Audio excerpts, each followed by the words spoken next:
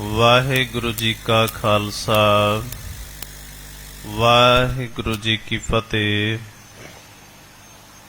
ਜੁਗੋ ਜੋਗਿਆ ਟਲ ਧੰਨ ਧੰਨ ਸਾਹਿਬ ਸ੍ਰੀ ਗੁਰੂ ਗ੍ਰੰਥ ਸਾਹਿਬ ਜੀ ਦੀ ਪਾਵਨ ਪਵਿੱਤਰ ਹਜ਼ੂਰੀ ਅੰਦਰ ਸੁਭਾਈਮਾਨ ਗੁਰੂ ਰੂਪ ਪਿਆਰੇ ਸਤ ਸੰਗੀ ਜਨੋ, ਆਪਾਂ ਸਾਰੇ ਹੀ ਬਹੁਤ ਵੱਡਿਆਂ ਭਾਗਾਂ ਵਾਲੇ ਹਾਂ ਜੋ ਗੁਰੂ ਕੇ ਹਜ਼ੂਰ ਬੈਠ ਕੇ ਅੰਮ੍ਰਿਤ ਵੇਲੇ ਬਾਣੀ ਸਰਵਣ ਕਰਦੇ ਹਾਂ।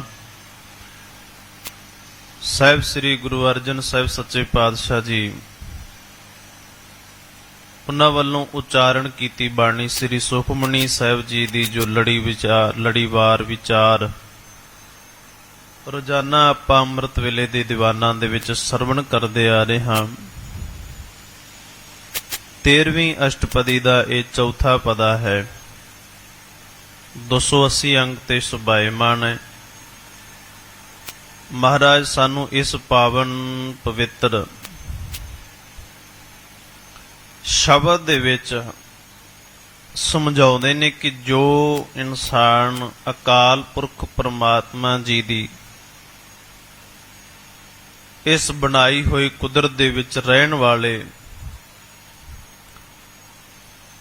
ਭਲੇ ਪੁਰਸ਼ਾਂ ਦੀ ਨਿੰਦਿਆ ਕਰਦਾ ਹੈ, ਆਪਣੀ ਉਸਤਤੀ ਕਰਦਾ ਹੈ, ਆਪਣੀ ਸ਼ੋਭਾ ਕਰਦਾ ਹੈ, ਦੂਜਿਆਂ ਦੀ ਨਿੰਦਿਆ ਕਰਦਾ ਹੈ, ਉਸਨਾਂ ਦੇ ਬਾਬਤ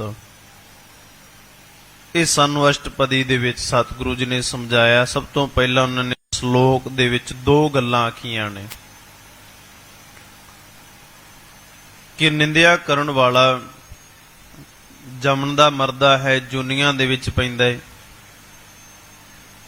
ਪਰ ਬੰਦਾ ਘਬਰਾ ਵੀ ਨਾ ਜਾਵੇ। ਇਸ ਕਰਕੇ ਉਸ ਨਿੰਦਿਆ ਕਰਨ ਵਾਲੇ ਨੂੰ ਵੀ ਆਖਿਆ ਵੀ ਤੈਨੂੰ ਹੁਣ ਘਬਰਾਉਣ ਦੀ ਲੋੜ ਨਹੀਂ। ਜੇ ਤੈਨੂੰ ਆਪਣੇ ਆਪ ਦੇ ਵਿੱਚ ਪਛਤਾਵਾ ਹੈ, ਆਪਣੇ ਕੀਤੇ ਗੁਨਾਹਾਂ ਦੇ ਉੱਪਰ ਪਛਤਾਤਾਪ ਹੈ ਵੀ ਮੈਂ ਬਹੁਤ ਗੁਨਾਹ ਕੀਤੇ ਨੇ, ਸ਼ਾਇਦ ਮੇਰਾ ਪਾਰ ਉਤਾਰਾ ਹੀ ਨਹੀਂ ਹੋ ਸਕਦਾ, ਤੇ ਉਹਨਾਂ ਵਾਸਤੇ ਵੀ ਸਤਿਗੁਰੂ ਜੀ ਸ਼ਬਦ ਉਚਾਰਨ ਕਰਦੇ ਨੇ ਕਿ ਸੰਤ ਸ਼ਰਨ ਜੋ ਜਨ ਪਰੇ ਸੋ ਜਨ ਉਦਰਨਹਾਰ।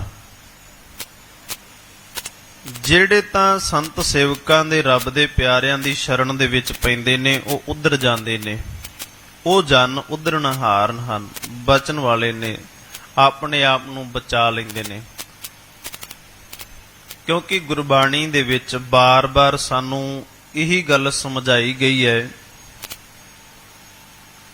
ਕਿ ਜਦੋਂ ਵੀ ਪ੍ਰਮਾਤਮਾ ਨੂੰ ਕਿਸੇ ਨੇ ਲੱਭਾ ਹੈ, ਅਕਾਲ ਪੁਰਖ ਪ੍ਰਮਾਤਮਾ ਨੂੰ ਕਿਸੇ ਨੇ ਪ੍ਰਾਪਤ ਕੀਤਾ ਹੈ, ਤੇ ਉਹ ਸੰਸਾਰੀ ਇਹਨਾਂ ਜੀਵਾਂ ਦੇ ਰਾਹੀਂ ਇਹਨਾਂ ਮਨੁੱਖਾਂ ਦੇ ਵਿੱਚ ਰਹਿ ਕੇ ਜੇ ਕਿਸੇ ਮਨੁੱਖ ਨੇ ਆਖਿਆ ਕਿ ਮੈਂ ਇਹਨਾਂ ਜੀਵਾਂ ਦੇ ਨਾਲ ਵੈਰ ਭਾਵਨਾ ਰੱਖ ਕੇ ਪ੍ਰਮਾਤਮਾ ਨੂੰ ਲੱਭਾਂ, ਇਹਨਾਂ ਤੋਂ ਵੱਖਰਾ ਹੋ ਕੇ ਰੱਬ ਜੀਆਂ ਨੂੰ ਲੱਭ ਲਵਾਂ, ਤੇ ਉਹਨਾਂ ਨੇ ਰੱਬ ਨੂੰ ਲੱਭਣੀ ਅਸਫਲ ਹੋ ਗਏ। ਤੇ ਗੁਰਬਾਣੀ ਨੇ ਇਹ ਗੱਲ ਸਪਸ਼ਟ ਕੀਤੀ ਹੈ ਵੀ ਰੱਬ ਦੇ ਪਿਆਰਿਆਂ ਤੋਂ ਬਿਨਾਂ, ਇਸ ਇਨਸਾਨ ਤੋਂ ਬਿਨਾਂ, ਮਨੁੱਖੀ ਢਾਂਚੇ ਤੋਂ ਬਿਨਾਂ ਸਾਨੂੰ ਕੋਈ ਰੱਬ ਨਾਲ ਨਹੀਂ ਮਿਲਾ ਸਕਦਾ। ਇਹ ਸਰੀਰ ਹੈ ਕਿ ਸਰੀਰ ਦੇ ਰਾਹੀਂ ਇੱਕ ਸਰੀਰ ਦੂਜਾ ਸਰੀਰ ਨੂੰ ਗੁਣ ਬਖਸ਼ ਦਿੰਦਾ ਹੈ, ਗੁਣ ਦਿੰਦਾ ਹੈ। ਉਹਨਾਂ ਚੰਗੇ ਗੁਣਾਂ ਦੇ ਕਰਕੇ, ਚੰਗੇ ਵਿਚਾਰਾਂ ਦੇ ਕਰਕੇ ਹੀ ਪਰਮਾਤਮਾ ਨੂੰ ਪ੍ਰਾਪਤ ਕੀਤਾ ਜਾਂਦਾ ਹੈ। ਕਿਉਂਕਿ ਮਨੁੱਖ ਨੂੰ ਪਰਮਾਤਮਾ ਇੱਕਦਮ ਪ੍ਰਾਪਤ ਨਹੀਂ ਹੁੰਦਾ। ਜੇ ਅਸੀਂ ਕਹੀਏ ਵੀ ਇਹ ਕੀ ਇੱਕ ਇਮਤਿਹਾਨ ਜਿਹਾ ਪਿਆ ਹੋਇਆ ਹੈ,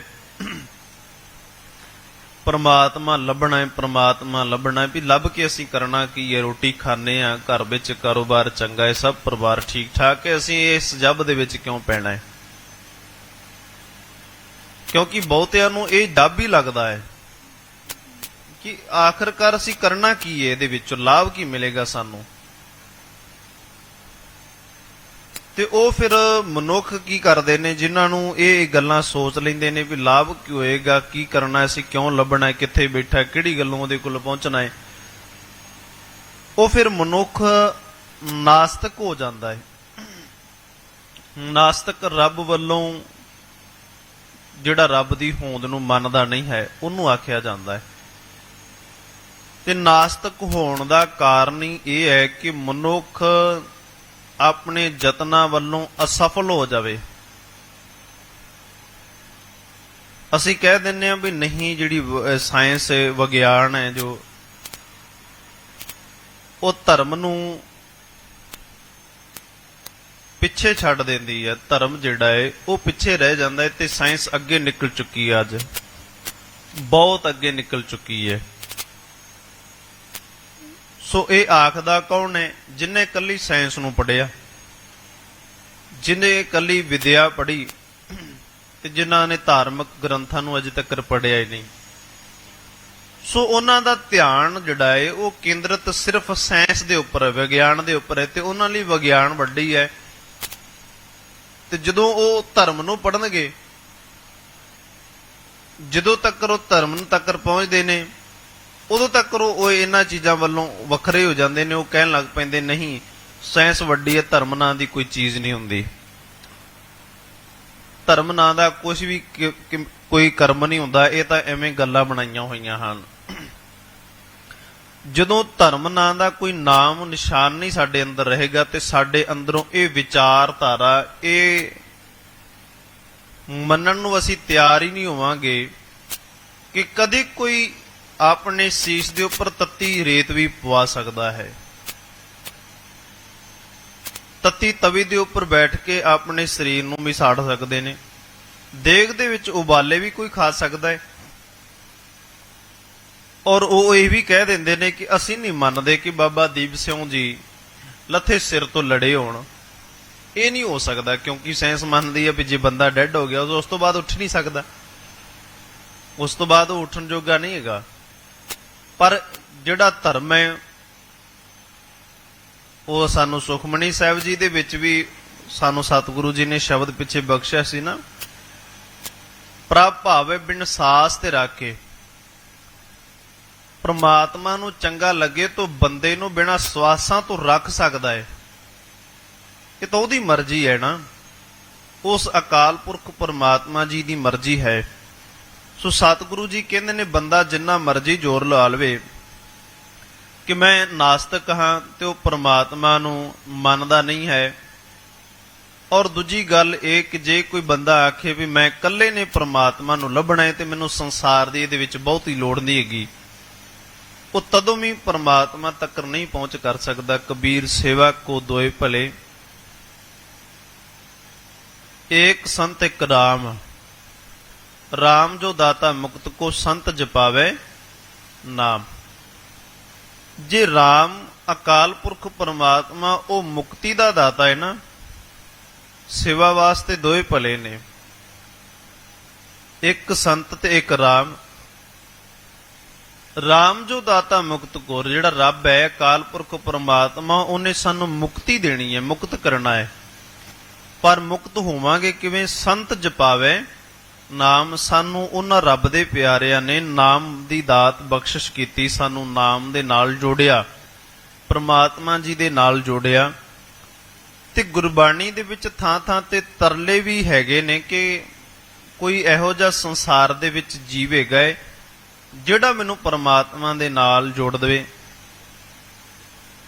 ਜਿਹੜਾ ਮੈਨੂੰ ਵਾਹਿਗੁਰੂ ਦੇ ਨਾਲ ਜੋੜ ਦੇਵੇ। ਕੋਈ ਜਨ ਹਰਿ ਸਿਉ ਦੇਵੇ ਜੋਰ।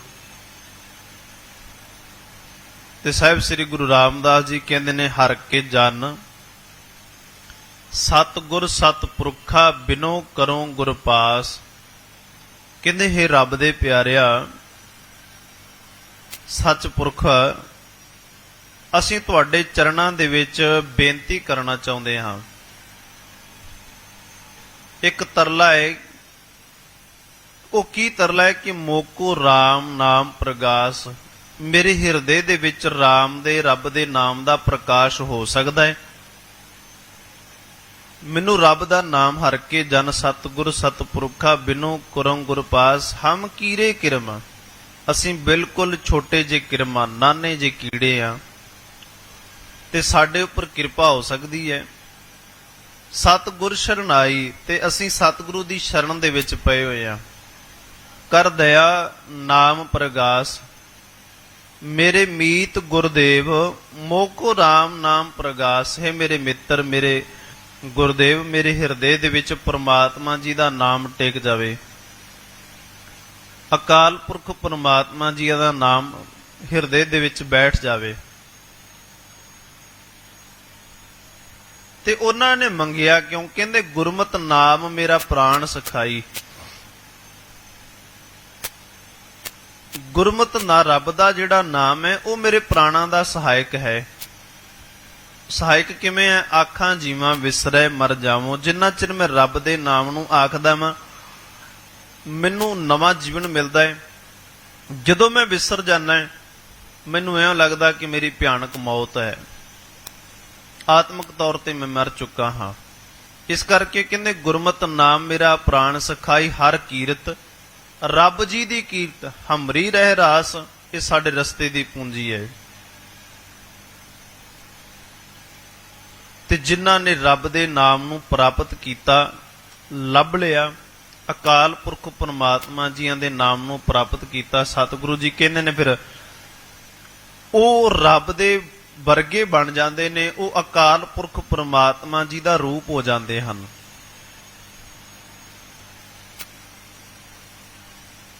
ਤੇ ਜਦੋਂ ਉਹ ਰੱਬ ਦਾ ਰੂਪ ਹੋ ਜਾਂਦੇ ਨੇ, ਅਕਾਲ ਪੁਰਖ ਪਰਮਾਤਮਾ ਜੀ ਦੇ ਨਾਲ ਉਹਨਾਂ ਦੀ ਲਿਵ ਜੁੜ ਜਾਂਦੀ ਹੈ। ਤੇ ਕਹਿੰਦੇ ਫਿਰ ਉਹਨਾਂ ਦੇ ਵਿੱਚ ਤੇ ਪਰਮੇਸ਼ਰ ਦੇ ਵਿੱਚ ਕੋਈ ਭੇਦ ਨਹੀਂ ਰਹਿੰਦਾ। ਜੋ ਉਹਨਾਂ ਦੇ ਰਸਨਾ ਦੇ ਉੱਪਰ ਆ ਗਿਆ ਉਹ ਰੱਬ ਦੀ ਰਸਨਾ ਹੈ। ਜੋ ਉਹਨਾਂ ਨੇ ਮੁਖ ਤੋਂ ਬੋਲ ਦਿੱਤਾ ਉਹ ਰੱਬ ਜੀਆਂ ਦਾ ਹੁਕਮ ਆ। ਸੋ ਇਸ ਕਰਕੇ ਸਤਿਗੁਰੂ ਜੀ ਕਹਿੰਦੇ ਨੇ ਫਿਰ ਉਹਨਾਂ ਲੋਕਾਂ ਦੀ ਸਾਨੂੰ ਨਿੰਦਿਆ ਨਹੀਂ ਕਰਨੀ ਚਾਹੀਦੀ, ਉਹਨਾਂ ਦੇ ਨਾਲ ਸਗੋਂ ਸਾਨੂੰ ਜੁੜਨਾ ਚਾਹੀਦਾ ਹੈ। ਉਹਨਾਂ ਦੇ ਰਾਹੀਂ ਸਾਨੂੰ ਪ੍ਰਮਾਤਮਾ ਜੀ ਦਾ ਨਾਮ ਮੰਗਣਾ ਚਾਹੀਦਾ ਹੈ। ਤਾਂ ਕਰਕੇ ਗੁਰਬਾਣੀ ਦੇ ਵਿੱਚ ਸਾਹਿਬ ਸ੍ਰੀ ਗੁਰੂ ਅਰਜਨ ਸਾਹਿਬ ਜੀ ਅੱਜ ਦਾ ਜਿਹੜਾ ਸ਼ਬਦ ਸਾਨੂੰ ਬਖਸ਼ਿਸ਼ ਕੀਤਾ ਹੈ, ਸੰਤ ਕਾ ਦੋਖੀ ਸਦਾ ਅਪਵਿੱਤ। ਅਪਵਿੱਤ ਦਾ ਅਰਥ ਹੁੰਦਾ ਹੈ ਅਪਵਿੱਤਰ, ਪਵਿੱਤਰ ਨਹੀਂ ਹੁੰਦਾ, ਉਹ ਅਪਵਿੱਤਰ ਹੈ। ਉਹ ਕਦੀ ਪਵਿੱਤਰ ਨਹੀਂ ਹੋ ਸਕਦਾ ਜਿਹੜਾ ਰੱਬ ਦੇ ਪਿਆਰਿਆਂ ਦੀ ਨਿੰਦਿਆ ਕਰਦਾ ਹੈ, ਗੁਰਮੁਖਾਂ ਦੀ ਨਿੰਦਿਆ ਕਰਦਾ ਹੈ। ਸੰਤ ਕਾ ਦੋਖੀ ਸਦਾ ਅਪਵਿੱਤ, ਸੰਤ ਕਾ ਦੋਖੀ ਕਿਸੇ ਕਾ ਨਹੀਂ ਮਿੱਤ। ਉਹ ਕਿਸੇ ਦਾ ਵੀ ਮਿੱਤਰ ਨਹੀਂ ਹੁੰਦਾ, ਉਹ ਕਿਸੇ ਦਾ ਵੀ ਮਿੱਤਰ ਨਹੀਂ ਬਣਦਾ, ਕਿਉਂਕਿ ਉਹ ਅਪਵਿੱਤਰ ਹੈ। ਅਪਵਿੱਤਰ ਮਨੁੱਖ ਜਿਹੜਾ ਹੈ ਉਹ ਕਿਸੇ ਦਾ ਵੀ ਸਕਾ ਨਹੀਂ ਹੋ ਸਕਦਾ, ਕਿਸੇ ਦਾ ਵੀ ਕੋਈ ਮਿੱਤਰ ਨਹੀਂ ਹੋ ਸਕਦਾ, ਕਿਸੇ ਦੇ ਨਾਲ ਉਹਦੀ ਕੋਈ ਸਾਂਝ ਹੀ ਨਹੀਂ ਹੈਗੀ। ਇਸ ਕਰਕੇ ਜਦੋਂ ਵੀ ਅਸੀਂ ਨਿੰਦਿਆ ਕਰਦੇ ਹਾਂ ਤੇ ਨਿੰਦਿਆ ਕਰਨ ਲੱਗੇ ਸਾਨੂੰ ਨਹੀਂ ਪਤਾ ਲੱਗਦਾ, ਵੈਸੇ ਸਾਨੂੰ ਪਤਾ ਨਹੀਂ ਲੱਗਦਾ, ਕਿਉਂਕਿ ਇਹ ਚਸਕਾ ਹੈ। ਇੱਕ ਚਸਕੇ ਤੋਂ ਭਾਵ ਹੁੰਦਾ ਹੈ ਕਿ ਇਹਦੇ ਵਿੱਚੋਂ ਸਾਨੂੰ ਰਸ ਮਿਲਦਾ ਹੈ, ਸਾਨੂੰ ਆਨੰਦ ਮਿਲਦਾ ਹੈ। ਤੇ ਬੰਦਾ ਫਿਰ ਹੌਲੀ ਹੌਲੀ ਇਹ ਨਿੰਦਿਆ ਕਰਨ ਲੱਗ ਪੈਂਦਾ ਹੈ, ਉਹ ਚੰਗਾ ਹੈ, ਉਹ ਮਾੜਾ ਹੈ, ਇਹ ਬੁਰਾ ਕਰਮ ਹੈ, ਚੰਗਾ ਕਰਮ ਹੈ। ਸੋ ਉਹ ਫਿਰ ਹੌਲੀ ਹੌਲੀ ਬੰਦੇ ਦੀ ਆਦਤ ਬਣ ਜਾਂਦੀ। ਫਿਰ ਉਹ ਆਦਤ ਜਿਹੜੀ ਹੈ, ਉਹ ਆਦਤ ਫਿਰ ਇੱਕ ਦਿਨ ਨਿੰਦਿਆ ਜਿਹੜੀ ਹੈ ਉਹ ਵਿਕਾਰ ਬਣ ਜਾਂਦੀ ਹੈ। ਤੇ ਉਹਦਾ ਜਿਹੜਾ ਵਿਕਾਰੀ ਬੰਦਾ ਉਹ ਫਿਰ ਵਿਕਾਰ ਕਰਮ ਛੱਡਣ ਲਈ ਤਿਆਰ ਨਹੀਂ ਹੁੰਦਾ। ਚੋਰ ਜਿਹੜਾ ਹੈ, ਉਸ ਚੋਰ ਨੂੰ ਕਿੰਨਾ ਵੀ ਸਮਝਾ ਲਿਆ ਜਾਵੇ ਉਹ ਆਪਣੀ ਆਦਤ ਤੋਂ ਬਾਜ਼ ਨਹੀਂ ਆਏਗਾ, ਕਿਉਂਕਿ ਉਦੋਂ ਜਿੱਥੇ ਮਿਲੇਗਾ, ਸਮਾਂ ਮਿਲੇਗਾ, ਉਹਨੇ ਦਾ ਲਾ ਹੀ ਜਾਣਾ ਹੈ। ਕਿਉਂਕਿ ਉਹਦੀ ਵੇਖਣੀ, ਉਹਦਾ ਤੁਰਨ ਫਿਰਨ ਦਾ ਢੰਗ, ਉਹਦਾ ਜਿਹੜਾ ਦਿਮਾਗ ਹੈ ਉਹ ਹਮੇਸ਼ਾ ਇਹੀ ਸੋਚਦਾ ਰਹੇਗਾ ਕਿ ਕਿਵੇਂ ਕਿਸੇ ਚੀਜ਼ ਨੂੰ ਚੁਰਾਇਆ ਜਾਵੇ, ਕਿਵੇਂ ਕਿਸੇ ਚੀਜ਼ ਨੂੰ ਹੜਪਿਆ ਜਾਵੇ, ਕਾਬੂ ਕੀਤਾ ਜਾਵੇ। ਸੋ ਇਸੇ ਤਰੀਕੇ ਦੇ ਨਾਲ, ਕਿਉਂਕਿ ਕਿਧਰੇ ਵੀ ਵੇਖੋ, ਜਦੋਂ ਵੀ ਤੁਸੀਂ ਜਾਵੋਗੇ, ਹਰੇਕ ਬੰਦੇ ਨੂੰ ਰੱਬ ਜੀਆਂ ਨੇ ਚਲੋ ਵੱਖਰਾ ਵੱਖਰਾ ਕਰਮ ਦਿੱਤਾ ਹੈ। ਉਹ ਕਰਮ ਦੇ ਨਾਲ ਕਈ ਵਾਰੀ ਇਵੇਂ ਦਾ ਹੁੰਦਾ ਹੈ ਕਿ ਬੰਦੇ ਦੀ ਸੋਚ ਵੀ ਉਵੇਂ ਦੀ ਬਣ ਜਾਂਦੀ ਹੈ, ਫਿਰ ਉਵੇਂ ਦੀ ਸੋਚ ਬਣ ਜਾਂਦੀ ਹੈ। ਕਿਧਰੇ ਵੀ ਤੁਸੀਂ ਰਸਤੇ ਤੋਂ ਜਾਂਦੇ ਹੋਵੋ ਤੇ ਤੁਹਾਡੇ ਲਾਗੋਂ ਦੀ ਕਿਧਰੇ ਕੋਈ ਮੋਚੀ ਨਿਕਲੇਗਾ ਨਾ, ਜਿਹੜਾ ਜੋੜੇ ਗੰਢਦਾ ਹੈ, ਮੋਚੀ ਨਿਕਲੇਗਾ ਕਿ ਤੋ ਤੁਹਾਡੇ ਮੁੱਖ ਮੰਡਲ ਵੱਲ ਬਾਅਦ ਵਿੱਚ ਵੇਖੇਗਾ, ਪਹਿਲਾਂ ਤੁਹਾਡੇ ਪੈਰਾਂ ਵੱਲ ਵੇਖੇਗਾ ਵੀ ਵੇਖਾਂ ਤਾਂ ਸਹੀ ਇਹਦੀ ਕੋਈ ਚੱਪਲ ਕਿਤੇ ਥੋੜੀ ਬਾਤੀ ਟੁੱਟੀ ਤੇ ਨਹੀਂ ਹੈਗੀ। ਕਿਉਂਕਿ ਉਹਦਾ ਕੰਮ ਇਹ ਹੈ ਕਿ ਉਹਨੇ ਜੁੱਤੀਆਂ ਗੰਢਣੀਆਂ ਨੇ, ਉਹਨੇ ਸਭ ਤੋਂ ਪਹਿਲਾਂ ਮੂੰਹ ਵੱਲ ਬਾਅਦ ਵਿੱਚ ਵੇਖਣਾ, ਤੁਰੇ ਤੁਰੇ ਜਾਂਦੇ ਤੁਹਾਡੇ ਪੈਰਾਂ ਤੇ ਨਜ਼ਰ ਮਾਰੇਗਾ। ਇਵੇਂ ਹੀ ਜਿਹੜੇ ਲੋਕ ਫੇਸ ਟ੍ਰੀਟਮੈਂਟ ਕਰਦੇ ਨੇ ਉਹ ਤੁਹਾਡੇ ਫੇਸ ਦੇ ਵਿੱਚ ਮੂੰਹ ਵੱਲ ਵੇਖ ਕੇ ਕਈ ਗੱਲਾਂ ਦੱਸਣਗੇ ਵੀ ਤੁਹਾਨੂੰ ਕੀ ਲਾਉਣਾ ਚਾਹੀਦਾ, ਕੀ ਕਰਨਾ ਚਾਹੀਦਾ, ਕੀ ਨਹੀਂ ਕਰਨਾ ਚਾਹੀਦਾ। ਇਵੇਂ ਹੀ ਜਿਸ ਦਾ ਸੰਸਾਰ ਦੇ ਵਿੱਚ ਕਰਮ ਹੈ ਉਹਨਾਂ ਉਸ ਕਰਮਾਂ ਨੂੰ ਵੇਖਣਾ ਹੈ, ਉਸ ਕਰਮ ਦੇ ਰਾਹੀਂ ਫਿਰ ਸਾਡੇ ਨਾਲ ਗੱਲ ਕਰਦੇ ਨੇ। ਸੋ ਨਿੰਦਿਆ ਕਰਨ ਵਾਲਾ ਬੰਦਾ ਜਿਹੜਾ ਹੈ ਉਹਨੂੰ ਸਰੀਰ ਬਾਅਦ ਵਿੱਚ ਦਿਖਦਾ ਹੈ, ਪਹਿਲਾਂ ਉਹ ਔਗਣ ਭਾਲਦਾ ਹੈ। ਕਿਸੇ ਦਾ ਗੁਣ ਬਾਅਦ ਵਿੱਚ ਦਿਖਦਾ ਹੈ, ਉਹ ਪਹਿਲਾਂ ਇਹ ਲੱਭੇਗਾ ਵੀ ਇਹਨੂੰ ਕਿਸੇ ਢੰਗ ਦੇ ਨਾਲ ਮੈਂ ਇਹੀ ਦੱਸ ਦਵਾਂ ਕਿ ਤੇਰੇ ਅੰਦਰ ਔਗਣ ਕੀ ਹੈਗਾ। ਫਿਰ ਹੌਲੀ ਹੌਲੀ ਉਹ ਕੀ ਕਰਨ ਲੱਗ ਪੈਣਗੇ, ਉਹ ਧਾਰਮਿਕ ਦੁਨੀਆ ਦੇ ਵਿੱਚ ਰਹਿਣ ਵਾਲੇ ਲੋਕਾਂ ਨੂੰ ਵੀ ਇਹੀ ਆਖੀ ਜਾਣਗੇ। ਉਹ ਧਾਰਮਿਕ ਦੁਨੀਆ ਦੇ ਵਿੱਚ ਰਹਿਣ ਵਾਲਿਆਂ ਨੂੰ ਕੀ ਆਖਣਗੇ, ਉਹ ਕਹਿੰਦੇ ਵੀ ਜਦੋਂ ਤੁਸੀਂ ਤੁਰਦੇ ਹੋ ਤੇ ਤੁਸੀਂ ਨੀਵੀਂ ਪਾ ਕੇ ਨਹੀਂ ਤੁਰਦੇ, ਨਿਮਰਤਾ 'ਚ ਰਹਿਣਾ ਚਾਹੀਦਾ ਹੈ। ਜਦੋਂ ਤੁਸੀਂ ਗੁਰੂ ਕੋਲ ਬੈਠੇ ਹੋ ਤੇ ਗੁਰੂ ਕੋਲ ਬੈਠ ਕੇ ਆਸੇ-ਪਾਸੇ ਨਹੀਂ ਵੇਖੀਦਾ। ਜਦੋਂ ਤੁਸੀਂ ਗੁਰਦੁਆਰਾ ਸਾਹਿਬ ਵਿਖੇ ਬੈਠੇ ਹੋ ਤੇ ਉਦੋਂ ਇੱਧਰ ਉੱਧਰ ਨਹੀਂ ਝਾਕੀਦਾ ਜਾਂ ਹੋਰ ਬਾਕੀ ਗੱਲਾਂ ਨਹੀਂ ਕਰੀਦੀਆਂ। ਫਿਰ ਉਹਨਾਂ ਨੇ ਹੌਲੀ ਹੌਲੀ ਪਹੁੰਚਦਿਆਂ ਉਹਨਾਂ ਨੇ ਧਾਰਮਿਕ ਲੋਕਾਂ ਦੇ ਕੋਲੇ ਪਹੁੰਚਣਾ ਆਰੰਭ ਕਰ ਦਿੱਤਾ। ਫਿਰ ਧਾਰਮਿਕ ਲੋਕ ਅੱਜ ਵੀ ਜਦੋਂ ਅਸੀਂ ਗੁਰਦੁਆਰਾ ਸਾਹਿਬ ਵਿਖੇ ਆਉਣੇ ਆ, ਬਾਹਰ ਇੱਕ ਬਰਛਾ ਲੈ ਕੇ ਸਿੰਘ ਖੜਾ ਹੈ। ਉਸ ਸਿੰਘ ਦਾ ਕੰਮ ਇਹ ਹੈ ਕਿ ਕੋਈ ਨੰਗੇ ਸਿਰ ਨਾ ਜਾਵੇ,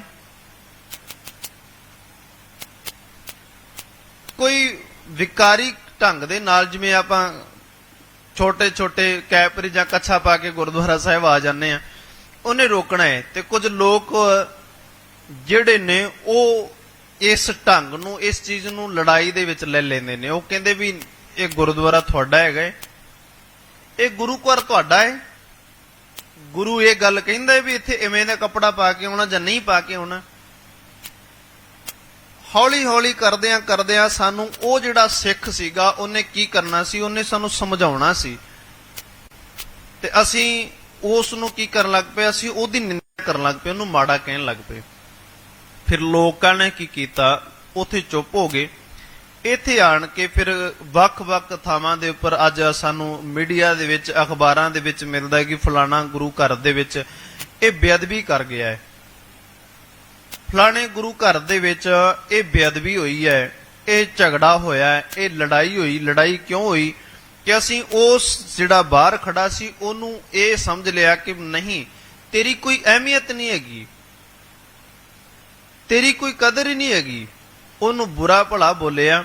ਫਿਰ ਧਾਰਮਿਕ ਦੁਨੀਆ ਦੇ ਵਿੱਚ ਜਿਨ੍ਹਾਂ ਨੂੰ ਕਦੀ ਅਕਾਲ ਪੁਰਖ ਪਰਮਾਤਮਾ ਜੀਆਂ ਦਾ ਨਾਮ ਜਾਂ ਰੱਬੀ ਇਬਾਦਤ ਬਾਣੀ ਜਿਨ੍ਹਾਂ ਨੇ ਪੜ੍ਹੀ ਨਾ ਹੋਵੇ ਜਾਂ ਬਾਣੀ ਨੂੰ ਜਾਣਿਆ ਨਾ ਹੋਵੇ, ਉਹ ਵੀ ਕਈ ਵਾਰੀ ਇਹ ਆਖਦੇ ਹੁੰਦੇ ਨੇ ਕਿ ਨਹੀਂ, ਜਿਹੜੇ ਧਾਰਮਿਕ ਲੋਕ ਹੁੰਦੇ ਨੇ, ਵੇਖੋ ਔਗਣਹਾਰਾ ਇੱਕ ਬੰਦਾ ਹੁੰਦਾ ਹੈ ਤੇ ਇਹਦਾ ਮਤਲਬ ਇਹ ਨਹੀਂ ਹੁੰਦਾ ਕਿ ਸਾਰੀ ਕੌਮ ਹੀ ਭ੍ਰਿਸ਼ਟ ਹੋ ਜਾਵੇ, ਪੂਰੀ ਕੌਮ ਹੀ ਨਿੰਦਿਆ ਕਰਨ ਲੱਗ ਯੋਗ ਬਣ ਜਾਵੇ।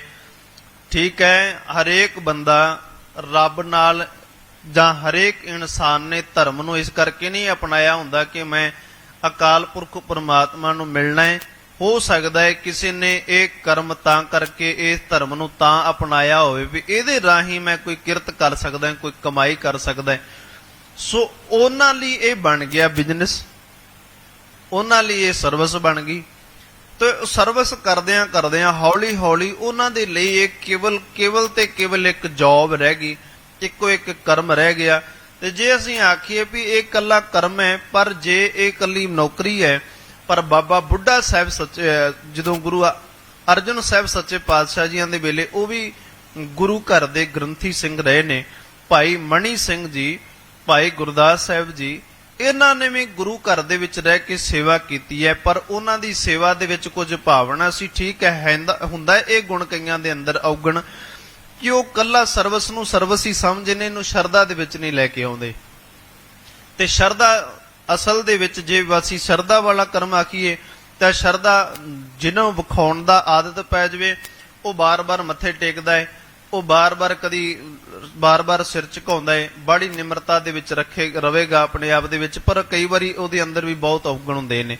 ਇਸ ਕਰਕੇ ਗੁਰਬਾਣੀ ਨੇ ਸਾਨੂੰ ਇਹੀ ਸਮਝਾਇਆ ਹੈ ਕਿ ਜਿੱਥੇ ਧਾਰਮਿਕ ਦੁਨੀਆ ਦੇ ਵਿੱਚ ਤੈਨੂੰ ਭੁਲੇਖਾ ਵੀ ਬਹੁਤ ਲੱਗੇਗਾ ਵੀ ਅਸਲ ਦੇ ਵਿੱਚ ਰੱਬ ਦਾ ਪਿਆਰਾ ਕੌਣ ਹੈ, ਸੰਤ ਕੌਣ ਹੈ, ਮਹਾਂਪੁਰਸ਼ ਕੌਣ ਹੈ, ਕਿਉਂਕਿ ਕਾਂ ਤੇ ਕੋਇਲ ਦਾ ਰੰਗ ਤਾਂ ਇੱਕੋ ਜਿਹਾ ਹੀ ਹੈ, ਪਰ ਅਸਲ ਦੇ ਵਿੱਚ ਉਹਨਾਂ ਦੀ ਬੋਲੀ ਤੋਂ ਪਛਾਣਿਆ ਜਾ ਸਕਦਾ ਹੈ। ਪਰ ਜਦੋਂ ਮਹਾਰਾਜ ਸਾਨੂੰ ਇਹ ਸਮਝਾਉਂਦੇ ਨੇ ਕਿ ਜਿਹੜਾ ਸੰਤ ਕਾ ਦੁਖੀ ਉਹ ਸਦਾ ਅਪਵਿੱਤਰ ਹੈ, ਉਹ ਕਦੀ ਪਵਿੱਤਰ ਨਹੀਂ ਹੋ ਸਕਦਾ ਤੇ ਉਹ ਕਦੀ ਕਿਸੇ ਦਾ ਮਿੱਤਰ ਨਹੀਂ ਬਣਦਾ, ਉਹ ਕਦੀ ਕਿਸੇ ਦਾ ਦੋਸਤ ਨਹੀਂ ਬਣ ਸਕਦਾ, ਕਦੀ ਕਿਸੇ ਦਾ ਯਾਰ ਨਹੀਂ ਬਣ ਸਕਦਾ, ਉਹ ਹਮੇਸ਼ਾ ਅਪਵਿੱਤਰ ਗੱਲਾਂ ਹੀ ਕਰੇਗਾ, ਹਮੇਸ਼ਾ ਬੁਰੀਆਂ ਹੀ ਗੱਲਾਂ ਕਰੇਗਾ। ਤੇ ਜੇ ਉਹਨੂੰ ਕੋਈ ਅੱਗੋਂ ਟੋਕੇ ਵੀ ਭਾਈ ਇਹੋ ਜਿਹੀਆਂ ਗੱਲਾਂ ਸਾਨੂੰ ਕਰਨੀਆਂ ਫੱਬਦੀਆਂ ਨਹੀਂ, ਸੋ ਉਹ ਅਚਾਨਕ ਹੀ ਕਈ ਵਾਰੀ ਕਹਿ ਦਿੰਦਾ ਵੀ ਚੱਲ ਤੂੰ ਆਇਆ ਵੱਡਾ ਮਹਾਂਪੁਰਸ਼, ਤੇਰੇ ਵਰਗੇ ਬਾਬੇ ਅਸੀਂ ਵੀ ਵੇਖ ਲਏ, ਤੇਰੇ ਵਰਗੇ ਮਹਾਂਪੁਰਸ਼ ਅਸੀਂ ਵੀ ਵੇਖੇ ਨੇ। ਸੋ ਉਸ ਦੇ ਨਾਲ ਅਸੀਂ ਕਿਤੇ ਨਾ ਕਿਤੇ ਫੇਰ ਲੜਾਈ ਝਗੜਾ ਕਰਨ ਵਾਸਤੇ ਬੈਠ ਜਾਂਦੇ ਹਾਂ। ਜੇ ਅਸੀਂ ਉੱਥੋਂ ਚੁੱਪ ਕਰਕੇ ਚਲੇ ਜਾਈਏ ਤੇ ਹੋ ਸਕਦਾ ਹੈ ਸਾਡਾ ਬਚਾਅ ਹੋ ਸਕਦਾ ਹੈ। ਤੇ ਸਤਿਗੁਰੂ ਜੀ ਕਹਿੰਦੇ ਸੰਤ ਕੇ ਦੋਖੀ ਕੋ ਸਦਾ ਡਾਨ ਲਾਗੇ, ਜਿਹੜਾ ਰੱਬ ਦੀ ਪਿਆਰਿਆਂ ਦੀ ਨਿੰਦਿਆ ਕਰਨ ਵਾਲਾ ਹੈ ਉਹਨੂੰ ਹਮੇਸ਼ਾ ਧਰਮਰਾਜ ਸਜ਼ਾ ਦਿੰਦਾ ਹੈ, ਉਹਨੂੰ ਧਰਮਰਾਜ ਦੇ ਘਰ ਦੇ ਵਿੱਚ ਕਚਹਿਰੀ ਦੇ ਵਿੱਚ ਸਜ਼ਾ ਮਿਲਦੀ ਹੈ। ਤੇ ਸੰਤ ਕਾ ਦੋਖੀ ਸਭ ਤਿਆਗੇ, ਸੰਤ ਕੇ ਦੋਖੀ ਕੋ ਸਭ ਤਿਆਗੇ, ਉਸ ਨੂੰ ਕੋਈ ਮਿੱਤਰ ਨਹੀਂ ਬਣਾਉਣਾ ਚਾਹੁੰਦੇ, ਉਹਨੂੰ ਕੋਈ ਆਪਣਾ ਦੋਸਤ ਨਹੀਂ ਬਣਾਉਣਾ ਚਾਹੁੰਦੇ, ਉਹਨੂੰ ਕੋਈ ਆਪਣਾ ਯਾਰ ਨਹੀਂ ਬਣਾਉਣਾ ਚਾਹੁੰਦੇ। ਸੰਤ ਕਾ ਦੁਖੀ ਮਹਾ ਅਹੰਕਾਰੀ, ਜਿਹੜਾ ਸੰਤਾਂ ਦੀ ਰੱਬ ਦੇ ਪਿਆਰਿਆਂ ਦੀ ਨਿੰਦਿਆ ਕਰਨ ਵਾਲਾ ਹੋਵੇ ਨਾ ਉਹ ਬਹੁਤ ਵੱਡਾ ਹੰਕਾਰੀ ਹੁੰਦਾ ਹੈ, ਬਹੁਤ ਹੰਕਾਰ ਹੁੰਦਾ ਉਹਦੇ ਅੰਦਰ, ਬੜੀ ਆਕੜ ਹੁੰਦੀ ਉਹਦੇ ਕੋਲ। ਜਦੋਂ ਇਸ ਤਰ੍ਹਾਂ ਕਰਦਿਆਂ ਹੌਲੀ ਹੌਲੀ ਬਹੁਤ ਵਾਰੀ ਕਈਆਂ ਲੋਕਾਂ ਨੇ ਇਹ ਆਖਿਆ, ਕਹਿੰਦੇ ਵੀ ਜਦੋਂ ਅਸੀਂ ਆਪਣੇ ਪੋਤਰਿਆਂ ਨੂੰ ਗੁਰਦੁਆਰਾ ਸਾਹਿਬ ਲੈ ਕੇ ਜਾਂਦੇ ਹਨ ਤੇ ਕਹਿੰਦੇ ਵੀ ਉੱਥੇ ਜਿਹੜੇ ਬੈਠੇ ਹੁੰਦੇ ਨਾ ਭਾਈ, ਉਹ ਪੋਤਰਾ ਕੀ ਕਹਿੰਦਾ ਬਾਪੂ 10 ਰੁਪਏ ਚਾਹੀਦੇ ਨੇ। ਕਹਿੰਦੇ ਕੀ ਕਰਨੇ ਨੇ? ਹੁਣ ਉਹਨੂੰ ਇਹ ਨਹੀਂ ਸਿਖਾਇਆ ਗਿਆ ਵੀ ਉਹ ਜਿਹੜੇ ਅਸੀਂ ਦਿੰਨੇ ਆ, ਭੇਟਾ ਦਿੰਨੇ ਆ, ਜੋ ਉਸ ਨੂੰ 10 ਰੁਪਏ ਜਾਂ 20 ਰੁਪਏ ਦਿੱਤੇ ਉਹ ਅਸੀਂ ਸ਼ਰਧਾ ਦੇ ਵਾਸ ਹੋ ਕੇ ਦਿੰਨੇ ਆ। ਪਰ ਉਸ ਪੋਤਰੇ ਨੂੰ ਕੀ ਲੱਗਾ, ਉਹਨੂੰ ਐਂ ਲੱਗਾ ਵੀ ਗੁਰਦੁਆਰੇ ਜਦੋਂ ਜਾਈਦਾ ਹੈ ਤੇ ਗੁਲਕ ਦੇ ਵਿੱਚ ਤਾਂ ਕਰਕੇ ਪੈਸਾ ਰੁਪਈਆ ਪਾਈਦਾ ਵੀ ਸ਼ਾਇਦ ਬਾਬਾ ਜੀ ਭਿਖਾਰੀ ਨੇ, ਤੇ ਜਿਹੜਾ ਉੱਥੇ ਬੈਠਾ ਹੈ ਉਹ ਵੀ ਭਿਖਾਰੀ ਹੈ, ਉਹਦੇ ਅੰਦਰ ਇਹ ਭਰਿਆ ਹੀ ਨਹੀਂ। ਅਸੀਂ ਇਸ ਕਰਕੇ ਆਖਿਆ ਨਹੀਂ ਗਿਆ ਵੀ ਰੱਬ ਦੇ ਘਰ ਦੇ ਵਿੱਚ ਅਸੀਂ ਕੁਝ ਮੰਗਣ ਜਾਣਾ ਹੈ, ਗੁਰੂ ਕੋਲ ਅਸੀਂ ਮੰਗਣ ਜਾਣਾ ਹੈ, ਅਸੀਂ ਭਿਖਾਰੀ ਹਾਂ। ਕਿਉਂਕਿ ਉਹ ਆਇਆ ਤਾਂ ਆਪਣੇ ਪੋਤਰੇ ਦੇ ਨਾਲ, ਇਨਸਾਨ ਕੋਈ ਬਜ਼ੁਰਗ ਆਪਣੇ ਪੋਤਰੇ ਦੇ ਨਾਲ ਆਇਆ, ਆਉਂਦਿਆਂ ਆਸਾਰ ਹੀ ਉਹਨੇ ਪਹਿਲਾਂ ਇਹ ਵੇਖਿਆ ਵੀ ਕਿੱਥੇ ਪੱਖਾ ਚੱਲਦਾ ਕਿੱਥੇ ਨਹੀਂ ਚੱਲਦਾ, ਕੁਝ ਔਗਣ ਕੱਢੇ ਸਾਹਮਣੇ।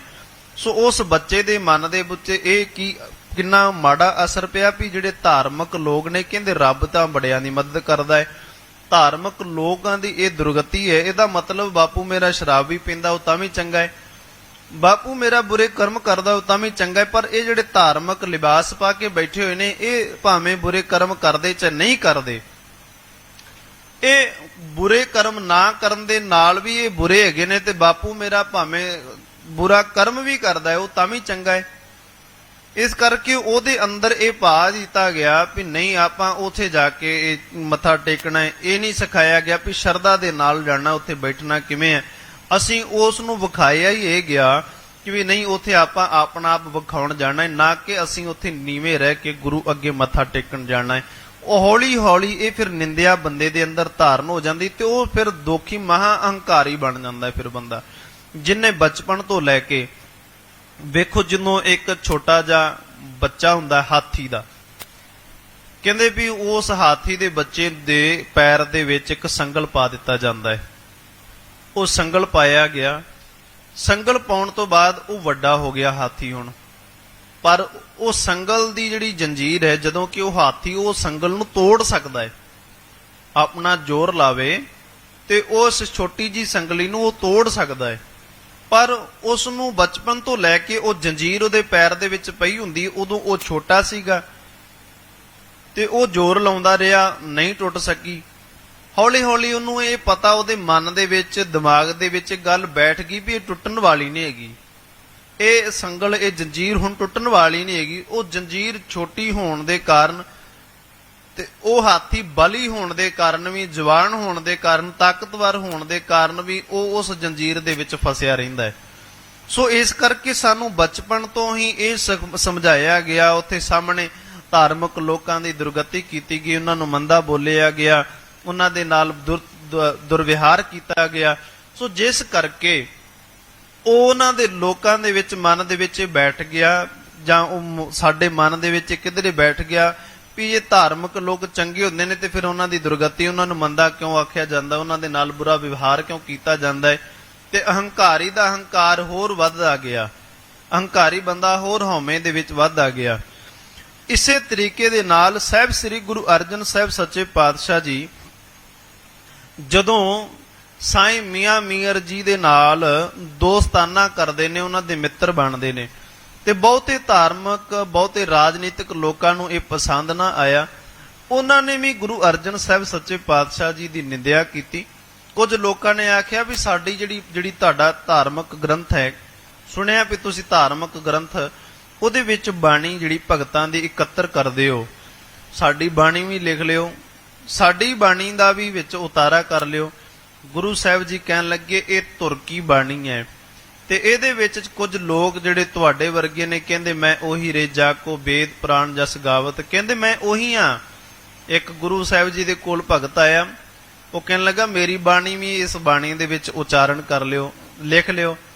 ਗੁਰੂ ਸਾਹਿਬ ਜੀ ਕਹਿੰਦੇ ਨੇ ਵੀ ਦੱਸੋ ਤੁਹਾਡੀ ਬਾਣੀ ਕਿਵੇਂ? ਉਹ ਕਹਿੰਦਾ ਵੀ ਮੈਂ ਉਹੀ ਹਾਂ, ਭਾਵ ਕਿ ਮੈਂ ਹੀ ਰੱਬ ਹਾਂ ਜਿਹਨੂੰ ਵੇਦ ਪੁਰਾਣ ਗਾਉਂਦੇ ਨੇ। ਗੁਰੂ ਅਰਜਨ ਸਾਹਿਬ ਜੀ ਕਹਿੰਦੇ ਵੀ ਇੱਥੇ ਤਾਂ ਇਹ ਗੁਰਬਾਣੀ ਦੇ ਵਿੱਚ ਇਹ ਲਿਖਿਆ ਹੈ ਵੀ ਮਹਾਰਾਜ ਅਸੀਂ ਕੋਈ ਬੰਦਗੀ ਭਗਤੀ ਕਰਨ ਵਾਲੇ ਨਹੀਂ ਆ, ਅਸੀਂ ਨਿੱਕੇ ਜਿਹੇ ਤੇਰੇ ਘਰ ਦੇ ਕੀੜੇ ਆ, ਤੂੰ ਤਾਂ ਖੁਦ ਹੀ ਰੱਬ ਨੂੰ, ਆਪਣੇ ਆਪ ਨੂੰ ਰੱਬ ਆਖੀ ਜਾਂਦਾ ਹੈ। ਇੱਥੇ ਤਾਂ ਕਬੀਰ ਸਾਹਿਬ ਵਰਗੇ ਭਗਤ ਕਹਿੰਦੇ ਨਾ ਹਮ ਚੰਗੇ ਆਖੀਏ ਬੁਰਾ ਨਾ ਦਿਸੇ ਕੋਏ, ਕਬੀਰ ਸਭ ਤੇ ਹਮ ਬੁਰੇ ਹਮ ਤਜ ਭਲੋ ਸਭ ਕੋਏ। ਪਰ ਤੂੰ ਤਾਂ ਆਪਣੇ ਆਪ ਨੂੰ ਰੱਬ ਕਹਿ ਰਿਹਾ, ਤੁਹਾਡੀ ਬਾਣੀ ਇਸ ਧਾਰਮਿਕ ਗ੍ਰੰਥ ਦੇ ਵਿੱਚ ਨਹੀਂ ਲਿਖੀ ਜਾ ਸਕਦੀ। ਜਹਾਂਗੀਰ ਬਾਦਸ਼ਾਹ ਦੇ ਕੋਲ ਸ਼ਿਕਾਇਤਾਂ ਪਹੁੰਚਣ ਲੱਗੀਆਂ। ਜਹਾਂਗੀਰ ਕਹਿੰਦਾ ਵੀ ਤੁਸੀਂ ਮੁਹੰਮਦ ਸਾਹਿਬ ਜੀ ਦੇ ਵਾਸਤੇ ਇਸ ਧਾਰਮਿਕ ਗ੍ਰੰਥ ਦੇ ਵਿੱਚ ਕੁਝ ਲਿਖਣਾ ਕਰੋ। ਗੁਰੂ ਅਰਜਨ ਸਾਹਿਬ ਜੀ ਕਹਿੰਦੇ ਇਹ ਬਾਣੀ ਤੁਰਕੀ ਹੈ, ਅਸੀਂ ਆਪਣੇ ਵੱਲੋਂ ਕੁਝ ਨਹੀਂ ਲਿਖ ਸਕਦੇ, ਇਹ ਤਾਂ ਰੱਬ ਜੀ ਦੀ ਇਬਾਦਤ ਹੈ, ਰੱਬ ਦੇ ਨਾਲ ਜੁੜਨ ਦਾ ਇੱਕ ਢੰਗ ਹੈ। ਇਹ ਬਾਣੀ ਅਕਾਲ ਪੁਰਖ ਪਰਮਾਤਮਾ ਜੀ ਦੀ ਹੈ, ਤੇ ਇਸ ਬਾਣੀ ਨੂੰ ਪੜ੍ਹ ਕੇ ਜੀਵਨ ਪਵਿੱਤਰ ਹੁੰਦਾ ਹੈ। ਕਿਸੇ ਦੀਆਂ ਕੋਈ ਉਸਤਤਾਂ ਨਹੀਂ ਲਿਖੀਆਂ ਗਈਆਂ, ਸਗੋਂ ਇਹ ਰੱਬ ਦੇ ਪਿਆਰਿਆਂ ਦੀਆਂ, ਜਿਨ੍ਹਾਂ ਨੇ ਪਰਮਾਤਮਾ ਨੂੰ ਲੱਭਾ, ਵਾਹਿਗੁਰੂ ਨੂੰ ਲੱਭਾ, ਉਹਨਾਂ ਦੀਆਂ ਗੱਲਾਂ ਨੇ। ਉਹਨਾਂ ਨੇ ਫਿਰ ਦੱਸਿਆ ਵੀ ਅਸੀਂ ਪਰਮਾਤਮਾ ਦੇ ਨਾਲ ਪ੍ਰੀਤ ਕਿਵੇਂ ਕੀਤੀ ਹੈ। ਜਹਾਂਗੀਰ ਬਾਦਸ਼ਾਹ ਗੁੱਸੇ ਹੋਇਆ, ਚੰਦੂ ਦੀਵਾਨ ਨੇ ਸ਼ਿਕਾਇਤਾਂ ਲਾਈਆਂ, ਗੁਰੂ ਅਰਜਨ ਸਾਹਿਬ ਸੱਚੇ ਪਾਤਸ਼ਾਹ ਜੀਆਂ ਨੂੰ ਤੱਤੀ ਤਵੀ ਦੇ ਉੱਪਰ ਬਿਠਾ ਦਿੱਤਾ ਗਿਆ, ਸ਼ਹੀਦ ਕੀਤਾ ਗਿਆ। ਗੁਰੂ ਹਰਗੋਬਿੰਦ ਸਾਹਿਬ ਸੱਚੇ ਪਾਤਸ਼ਾਹ ਜੀਆਂ ਨੂੰ ਜਦੋਂ ਗੁਰੂ ਅਰਜਨ ਸਾਹਿਬ ਸੱਚੇ ਪਾਤਸ਼ਾਹ ਜੀਆਂ ਨੇ ਗੁਰਗੱਦੀ ਬਖਸ਼ਿਸ਼ ਕੀਤੀ, ਤੇ ਨਾਲ ਇੱਕ ਇਹ ਉਪਦੇਸ਼ ਵੀ ਬਖਸ਼ਿਸ਼ ਕੀਤਾ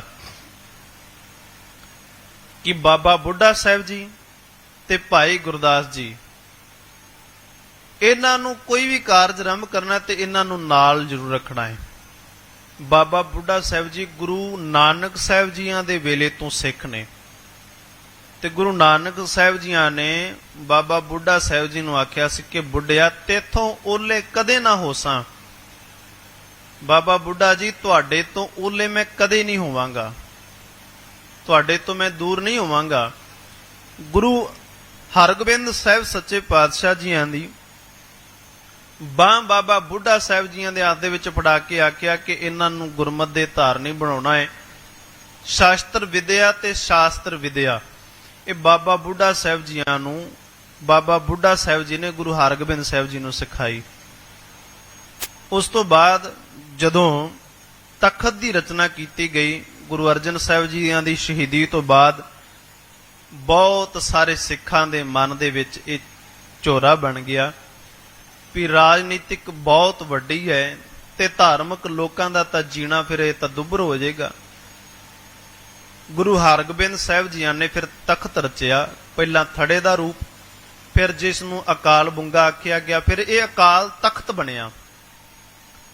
ਅਕਾਲ ਤਖਤ ਬਣਾ ਕੇ ਫਿਰ ਹੁਕਮਨਾਮੇ ਭੇਜੇ ਗਏ ਕਿ ਜਿਹੜਾ ਵੀ ਸਿੱਖ ਨੌਜਵਾਨ ਗੁਰੂ ਘਰ ਵਿਖੇ ਆਉਂਦਾ ਹੈ ਉਹ ਭੇਟਾ ਭਾਵੇਂ ਨਾ ਲੈ ਕੇ ਆਵੇ, ਪਰ ਆਪਣੇ ਤਨ ਦੇ ਉੱਪਰ ਸ਼ਸਤਰ ਜ਼ਰੂਰ ਸਰਾ ਕੇ ਆਵੇ, ਸ਼ਸਤਰ ਜ਼ਰੂਰ ਧਾਰਨ ਕਰਕੇ ਆਵੇ। ਸਰੀਰ ਦੇ ਉੱਪਰ ਫਿਰ ਜਿਵੇਂ ਜਿਵੇਂ ਨੌਜਵਾਨ ਆਏ, ਗੁਰੂ ਸਾਹਿਬ ਜੀਆਂ ਨੂੰ ਆਣ ਕੇ ਜਵਾਨੀਆਂ ਭੇਟ ਕੀਤੀਆਂ, ਤਖਤ ਦੀ ਰਚਨਾ ਹੋਈ। ਤੇ ਉਸ ਤੋਂ ਬਾਅਦ ਗੁਰੂ ਹਰਗੋਬਿੰਦ ਸਾਹਿਬ ਸੱਚੇ ਪਾਤਸ਼ਾਹ ਜੀਆਂ ਨੇ ਫਿਰ ਦੋ ਤਲਵਾਰਾਂ ਜਿਹੜੀਆਂ ਨੇ ਉਹ ਪਹਿਨੀਆਂ, ਇੱਕ ਮੀਰੀ ਦੀ ਤੇ ਇੱਕ ਪੀਰੀ ਦੀ। ਇਹ ਦੋ ਤਲਵਾਰਾਂ ਕਿਹੜੀਆਂ ਨੇ? ਇਹ ਦੋ ਤਲਵਾਰ ਇੱਕ ਉਹ ਹੈ ਕਿ ਇੱਕ ਧਾਰਮਿਕ ਦੁਨੀਆ ਦੇ ਵਿੱਚ, ਕਿ ਇਹ ਸਾਨੂੰ ਸਭ ਨੂੰ ਪਤਾ ਹੈ, ਜਦੋਂ ਅਸੀਂ ਇਤਿਹਾਸ ਪੜਾਂਗੇ, ਜਿੰਨੀ ਵਾਰ 4 ਜੰਗਾਂ ਗੁਰੂ ਹਰਗੋਬਿੰਦ ਸਾਹਿਬ ਜੀਆਂ ਨੇ ਲੜੀਆਂ ਨੇ, ਤੇ 4 ਜੰਗਾਂ ਦੇ ਵਿੱਚ ਹਮੇਸ਼ਾ ਹੀ ਤਲਵਾਰ ਜਿਹੜੀ ਹੈ ਉਹ ਮੀਰੀ ਦੀ ਵਰਤੀ ਗਈ ਹੈ, ਤੇ ਜਿਹੜੀ ਪੀਰੀ ਦੀ ਤਲਵਾਰ ਸੀ ਉਹ ਆਪਣੀ ਮਿਆਨ ਚੋਂ ਕਦੇ ਕੱਢ ਕੇ ਕਦੇ ਵੀ ਕਿਸੇ ਤੇ ਸ਼ਸਤਰ ਦੇ ਨਾਲ ਵਾਰ ਨਹੀਂ ਕੀਤਾ। ਫਿਰ ਸਿੱਖਾਂ ਦੇ ਅੰਦਰ ਉਸ ਜਜ਼ਬੇ ਨੂੰ ਜਗਾਉਣ ਵਾਸਤੇ ਸ਼ਿਕਾਰ ਕਰਨਾ ਆਰੰਭ ਕੀਤਾ। ਸ਼ੇਰ ਦਾ ਸ਼ਿਕਾਰ ਕੀਤਾ ਗੁਰੂ ਹਰਗੋਬਿੰਦ ਸਾਹਿਬ ਜੀਆਂ ਨੇ, ਅਤੇ ਇਹਨਾਂ ਦੇ ਅੰਦਰ ਉਹ ਵੀਰਤਾ ਜਗਾਉਣ ਵਾਸਤੇ ਸੁਰ ਸਿੰਘ ਪਿੰਡ ਦੇ ਵਿੱਚੋਂ 2 ਭਰਾ ਨੇ, ਨੱਥਾ ਤੇ ਅਬਦੁੱਲਾ, ਇਹ ਢਾਡੀ ਲਾਏ ਗਏ। ਇਹਨਾਂ ਨੇ ਅੰਦਰ ਫਿਰ ਇਹਨਾਂ ਨੇ ਵੀਰਤਾ ਵਾਲੀਆਂ, ਯੋਧਿਆਂ ਵਾਲੀਆਂ ਗਾਉਣ ਕਰਨੀਆਂ, ਵਾਰਤਾਂ ਢਾਡੀ ਗਾਉਣ ਕਰਨਾ ਇਹਨਾਂ ਨੇ। ਇਹਨਾਂ ਦੀ ਇੱਕ ਵਾਰ ਹੈ, ਉਹਦੇ ਵਿੱਚ ਉਹਨਾਂ ਨੇ ਜਹਾਂਗੀਰ ਬਾਦਸ਼ਾਹ ਤੇ ਗੁਰੂ ਹਰਗੋਬਿੰਦ ਸਾਹਿਬ ਜੀ ਦੀ ਪੱਗ ਦੀ ਤੁਲਨਾ ਕੀਤੀ ਹੈ। 2 ਤਲਵਾਰੀ ਬੱਧੀਆਂ, ਇੱਕ ਮੀਰ ਦੀ, ਇੱਕ ਪੀਰ ਦੀ, ਇੱਕ ਅਜ਼ਮਤ ਦੀ, ਇੱਕ ਵਜ਼ੀਰ ਦੀ। ਕਹਿੰਦੇ ਨੇ ਇੱਕ ਅਜ਼ਮਤ ਦੀ, ਇੱਕ ਰਾਖੀ ਕਰੇ ਵਜ਼ੀਰ ਦੀ। ਇਸ ਤਰੀਕੇ ਦੇ ਨਾਲ ਕਹਿੰਦੇ ਨੇ ਇੱਕ ਅਜ਼ਮਤ ਦੀ, ਇੱਕ ਰਾਖੀ ਕਰੇ ਵਜ਼ੀਰ ਦੀ। ਬਾਹਾਂ ਕੋਟ ਗੜ, 2 ਤਲਵਾਰਾਂ ਬਾਹਾਂ ਕੋਟ ਗੜ, ਤੇ ਕਹਿੰਦੇ ਨੇ ਦਰਵਾਜ਼ਾ ਬਲਖ ਬਖੀਰ ਦੀ, ਪੱਗ ਤੇਰੀ ਕੀ ਜਹਾਂਗੀਰ ਦੀ। ਕਹਿੰਦੇ ਨੇ ਪੱਗ ਤਾਂ ਜਹਾਂਗੀਰ ਵੀ ਬੰਨੀ ਹੈ, ਪੱਗ ਗੁਰੂ ਹਰਗੋਬਿੰਦ ਸਾਹਿਬ ਜੀ ਤੁਸੀਂ ਵੀ ਬੰਨੀ ਹੈ, ਪਰ ਉਹਦੀ ਪੱਗ ਦੇ ਵਿੱਚ ਮਲੀਨਤਾ ਹੈ, ਉਹਦੀ ਪੱਗ ਦੇ ਉੱਪਰ ਦਾਗ ਹੈ, ਪਰ ਤੁਹਾਡੀ ਪੱਗ ਚਿੱਟੀ ਹੈ। ਕਿਉਂ? ਕਿਉਂਕਿ ਉਸ ਨੇ ਮਾੜੀ ਬਿਰਤੀ ਵਾਲੇ ਨੇ ਆਪਣੇ ਇੱਕ ਅਹਿਲਕਾਰ ਵਜ਼ੀਰ ਦੀ ਘਰ ਵਾਲੀ ਨੂੰ ਮੈਲੀ ਅੱਖ ਨਾਲ ਵੇਖਿਆ, ਤੇ ਉਸ ਵਜ਼ੀਰ ਨੂੰ ਮਾਰ ਕੇ ਜਹਾਂਗੀਰ ਬਾਦਸ਼ਾਹ ਨੇ ਉਸ ਦੀ ਘਰ ਵਾਲੀ ਨੂੰ ਆਪਣੇ ਨਾਲ ਵਿਆਹ ਲਿਆ, ਨਿਕਾਹ ਕਰ ਲਿਆ। ਤੇ ਉਹੀ ਇੱਕ ਦਿਨ ਗੁਰੂ ਹਰਗੋਬਿੰਦ ਸਾਹਿਬ ਜੀਆਂ ਦੇ ਦਰਬਾਰ ਦੇ ਵਿੱਚ ਪਹੁੰਚਦੀ ਹੈ ਉਹ ਬੀਬੀ, ਉਹ ਬੇਗਮ। ਜਦੋਂ ਦਰਬਾਰ ਦੇ ਵਿੱਚ ਪਹੁੰਚੀ ਗੁਰੂ ਹਰਗੋਬਿੰਦ ਸਾਹਿਬ ਜੀਆਂ ਦੇ ਸਾਹਮਣੇ, ਤੇ ਕਹਿੰਦੇ 22 ਉਹਦੀਆਂ ਗੋਲੀਆਂ ਸੀ। ਉਹਨੇ ਇੰਨਾ ਮਹਿੰਗਾ ਆਪਣੇ ਸਰੀਰ ਦੇ ਉੱਪਰ ਉਹ ਕੱਪੜਾ, ਜਿਹਨੂੰ ਲਹਿੰਗਾ ਕਹਿੰਦੇ ਨੇ, ਪਹਿਨਿਆ ਹੋਇਆ ਸੀ, ਤੇ ਉਸ ਕੱਪੜੇ ਨੂੰ ਚੁੱਕਣ ਵਾਸਤੇ 22 ਜਿਹੜੀਆਂ ਉਹਦੀਆਂ ਗੋਲੀਆਂ, ਉਹਨਾਂ ਨੇ ਉਸ ਲਹਿੰਗੇ ਨੂੰ ਫੜਿਆ ਹੋਇਆ ਸੀ। ਤੇ ਜਦੋਂ ਦਰਬਾਰ ਦੇ ਵਿੱਚ ਪਹੁੰਚੇ, ਤੇ ਪਹੁੰਚ ਕੇ ਉਹਨਾਂ ਨੇ ਵੇਖਿਆ ਸਾਹਮਣੇ ਇੱਕ ਨੌਜਵਾਨ ਗੱਦੀ ਦੇ ਉੱਪਰ ਬਿਰਾਜਮਾਨ ਨੇ, ਸ਼ਸਤਰ ਧਾਰਨ ਕੀਤੇ ਨੇ ਸਰੀਰ ਦੇ ਉੱਪਰ। ਤੇ ਜਦੋਂ ਇਹ ਬੇਗਮ ਪਹੁੰਚਦੀ ਹੈ ਦਰਬਾਰ ਦੇ ਵਿੱਚ, ਤੇ ਗੁਰੂ ਹਰਗੋਬਿੰਦ ਸਾਹਿਬ ਜੀਆਂ ਨੇ ਇਹਨਾਂ ਵੱਲ ਧਿਆਨ ਹੀ ਨਾ ਕੀਤਾ, ਤੇ ਇਹ ਆਪ ਮੁਹਾਰੇ ਇਹਨਾਂ ਦੇ ਮੂੰਹ ਦੇ ਵਿੱਚੋਂ ਨਿਕਲ ਜਾਂਦਾ ਹੈ ਵੀ ਗੁਰੂ ਹਰਗੋਬਿੰਦ ਸਾਹਿਬ ਜੀ, ਤੁਹਾਡੇ ਅੰਦਰ ਇਹੋ ਜੀ ਕਿਹੜੀ ਪਵਿੱਤਰਤਾ ਹੈ,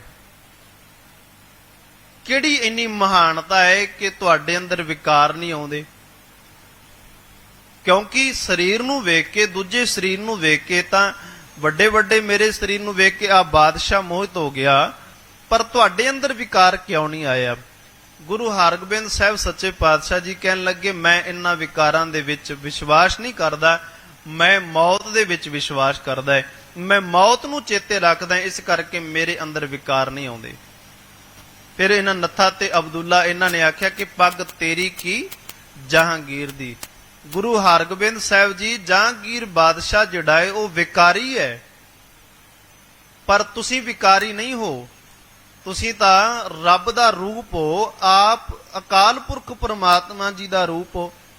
ਤੇ ਭਾਈ ਗੁਰਦਾਸ ਜੀਆਂ ਨੇ ਇਹ ਗੱਲ ਆਖੀ ਹੈ ਨਾ, ਪੰਜ ਪਿਆਲੇ ਪੰਜ ਪੀਰ ਛਠਮ ਪੀਰ ਬੈਠਾ ਗੁਰ ਭਾਈ ਭਾਰੀ ਅਰਜਨ ਕਾਇਆ ਪਲਟ ਕੇ ਮੂਰਤ ਹਰ ਗੋਬਿੰਦ ਸਵਾਰੀ। ਚੱਲੀ ਪੀੜੀ ਸੋਢੀਆਂ ਰੂਪ ਦਿਖਾਵਣ ਵਾਰੋ ਵਾਰੀ। ਕਹਿਣ ਲੱਗੇ ਤੁਸੀਂ ਤਾਂ ਗੁਰੂ ਅਰਜਨ ਸਾਹਿਬ ਸੱਚੇ ਪਾਤਸ਼ਾਹ ਜੀ ਪੰਜਵੀਂ ਜੋਤ ਗੁਰੂ ਨਾਨਕ ਸਾਹਿਬ ਜੀ ਦੀ, ਉਹ ਜੋਤ ਹੁਣ ਤੁਹਾਡੇ ਵਿੱਚ ਆ ਗਈ। ਅਰਜਨ ਕਾਇਆ ਪਲਟ ਕੇ ਮੂਰਤ ਹਰ ਗੋਬਿੰਦ ਸਵਾਰੀ। ਸੋ ਇਸ ਕਰਕੇ ਕਹਿਣ ਲੱਗੇ ਗੁਰੂ ਹਰਗੋਬਿੰਦ ਸਾਹਿਬ ਜੀ ਤੁਹਾਡੀ ਪੱਗ ਦੇ ਵਿੱਚ ਤੇ ਜਹਾਂਗੀਰ ਦੀ ਪੱਗ ਦੇ ਵਿੱਚ ਬੜਾ ਫਾਸਲਾ ਜੇ। ਉਹਨਾਂ ਨੇ ਫਿਰ ਵੀਰਤਾ ਭਰੀ ਤੇ ਗੁਰੂ ਹਰਗੋਬਿੰਦ ਸਾਹਿਬ ਸੱਚੇ ਪਾਤਸ਼ਾਹ ਜੀਆਂ ਨੇ 4 ਜੰਗਾਂ ਲੜੀਆਂ। ਚਾਰਾਂ ਦੇ ਵਿੱਚ ਜਿਹੜੀ ਪੀਰੀ ਦੀ ਤਲਵਾਰ ਸੀ ਉਹ ਕਦੇ ਨਹੀਂ ਕੱਢੀ। ਤੇ ਮੀਰੀ ਦਾ ਅਰਥ ਹੁੰਦਾ, ਇੱਕ ਹੁੰਦਾ ਪੀਰੀ ਤੇ ਮੇਰੀ, ਇਹ ਦੋ ਅਰਥ ਨੇ। ਪੀਰ ਦਾ ਅਰਥ ਹੁੰਦਾ ਹੈ ਭਗਤੀ ਤੇ ਮੇਰੀ ਦਾ ਅਰਥ ਹੁੰਦਾ ਹੈ ਸ਼ਕਤੀ, ਤਾਕਤ, ਰਾਜ, ਸੱਤਾ, ਰਾਜਨੀਤਿਕ। ਕਿਉਂਕਿ ਗੁਰੂ ਅਰਜਨ ਸਾਹਿਬ ਜੀਆਂ ਦੀ ਸ਼ਹੀਦੀ ਤੋਂ ਬਾਅਦ ਸਿੱਖਾਂ ਨੂੰ ਇਉਂ ਲੱਗਿਆ ਵੀ ਇਹ ਹੋ ਸਕਦਾ ਹੈ ਵੀ ਜਿਹੜੇ ਰਾਜਨੀਤਿਕ ਬੰਦੇ ਨੇ ਉਹ ਧੱਕਾ ਹੀ ਕਰੀ ਜਾਣ ਭਗਤੀ ਕਰਨ ਵਾਲਿਆਂ ਦੇ ਨਾਲ, ਤਾਂ ਫਿਰ ਭਗਤੀ ਦੇ ਨਾਲ ਸ਼ਕਤੀ ਜੋੜ ਦਿੱਤੀ ਕਿ ਆਤਮ ਰੱਖਿਆ ਕਰਨ ਵਾਸਤੇ ਤਲਵਾਰ ਜਿਹੜੀ ਹੈ ਉਹ ਫੜਾ ਦਿੱਤੀ ਸਿੱਖਾਂ ਦੇ ਹੱਥ ਦੇ ਵਿੱਚ। ਤਲਵਾਰ ਫੜਾਈ, ਜਦੋਂ 4 ਜੰਗਾਂ ਲੜੀਆਂ, ਚਾਰਾਂ ਦੇ ਵਿੱਚ ਜਿੱਤ ਪ੍ਰਾਪਤ ਕੀਤੀ, ਫਤਿਹ ਪ੍ਰਾਪਤ ਕੀਤੀ। ਤੇ ਸਿੱਖਾਂ ਨੇ ਆਖਿਆ ਮਹਾਰਾਜ ਸਾਨੂੰ ਹੋਰ ਕੁਝ ਨਹੀਂ ਚਾਹੀਦਾ, ਸਿਰਫ 6 ਮਹੀਨੇ ਬਾਅਦ ਜਦੋਂ ਸਰਦੀ ਆਵੇ ਸਰਦੀ ਦਾ ਕੱਪੜਾ ਦੇ ਦਿਆ ਕਰਿਓ, ਜਦੋਂ ਗਰਮੀ ਆਵੇ ਗਰਮੀ ਦਾ ਕੱਪੜਾ ਦੇ ਦਿਆ ਕਰਿਓ, ਸਾਨੂੰ ਹੋਰ ਕੁਝ ਨਹੀਂ ਚਾਹੀਦਾ। ਤੇ ਇਸ ਨੇ ਜ਼ੋਰ ਦੇ ਨਾਲ ਗੁਰੂ ਸਾਹਿਬ ਜੀਆਂ ਦੇ ਵੇਲੇ ਇਹ ਕੁਸ਼ਤੀਆਂ ਆਰੰਭ ਹੋਈਆਂ। ਵੈਸੇ ਕੁਸ਼ਤੀਆਂ ਗੁਰੂ ਅੰਗਦ ਸਾਹਿਬ ਜੀਆਂ ਦੇ ਵੇਲੇ ਤੋਂ ਆਰੰਭ ਹੋ ਚੁੱਕੀਆਂ ਸਨ। ਉਸ ਤੋਂ ਬਾਅਦ ਗੁਰੂ ਹਰਗੋਬਿੰਦ ਸਾਹਿਬ ਜੀਆਂ ਨੇ ਇਹਨੂੰ ਅਮਲੀ ਰੂਪ ਦਿੱਤਾ, ਬਹੁਤ ਜ਼ੋਰ ਦੇ ਨਾਲ, ਭਾਵ ਕਿ ਬੜੇ ਪ੍ਰਸਿੱਧ ਤਰੀਕੇ ਦੇ ਨਾਲ ਕੁਸ਼ਤੀਆਂ ਕਰਾਈਆਂ ਗਈਆਂ, ਕਬੱਡੀ ਕਰਾਈ ਗਈ, ਸਰੀਰ ਨੂੰ ਸਾਂਭਣ ਦੇ ਢੰਗ ਦੱਸੇ ਗਏ ਕਿ ਸਰੀਰ ਦੀ ਰੱਖਿਆ ਕਿਵੇਂ ਕਰਨੀ, ਸੰਭਾਲਣਾ ਕਿਵੇਂ ਹੈ। ਫਿਰ ਸ਼ੇਰਾਂ ਦਾ ਸ਼ਿਕਾਰ ਕਰਨਾ, ਆਤਮ ਵੀਰਤਾ ਦੇ ਵੱਲ ਲੈ ਕੇ ਆਇਆ ਗਿਆ ਸਿੱਖਾਂ ਨੂੰ। ਉਸ ਤੋਂ ਬਾਅਦ ਫਿਰ ਇਸ ਮੀਰੀ ਪੀਰੀ ਦੇ ਦਿਵਸ ਨੂੰ ਅੱਜ ਤੱਕ ਲੋਕ ਸਿੱਖ ਮਨਾਉਂਦੇ ਨੇ ਇਸ ਤਰੀਕੇ ਦੇ ਨਾਲ ਕਿ ਸਾਡੇ ਅੰਦਰ ਗੁਰੂ ਸਾਹਿਬ ਜੀ ਨੇ ਦੁਬਾਰ ਤੋਂ ਸਾਡੇ ਅੰਦਰ ਦੀ ਵੀਰਤਾ ਨੂੰ ਜਗਾਇਆ। ਅੱਜ ਉਸ ਗੁਰੂ ਹਰਗੋਬਿੰਦ ਸਾਹਿਬ ਜੀਆਂ ਦਾ ਦਿਵਸ ਹੈ।